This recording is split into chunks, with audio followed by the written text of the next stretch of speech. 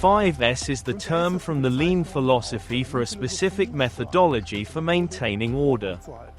And these 5 S's refer to the 5 terms. You can find more details in the Academy. Like everything in the Lean philosophy, it is based on the customer being willing to pay for the generation of added value.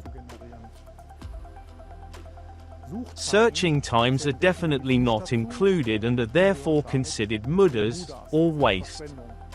You can find more information on this in the Academy as well.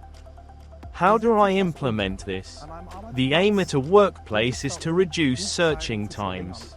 Every reach, every grip means time.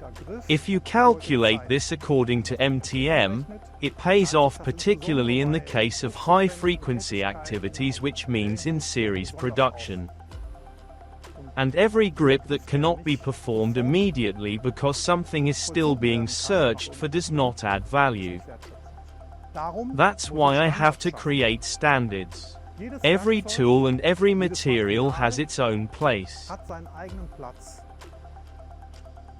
This is determined according to ergonomic standards, of course, so that I can achieve the best possible effect here too, in order to relieve the employee of the burden.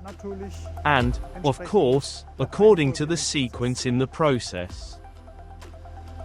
Ideally, everything has a pictorial description plus a textual one, so that I can immediately see where I can take my tool, which tool it is, and also where I can put it back. And even if a tool is missing, I can immediately identify deviations from the standard because that particular place is empty.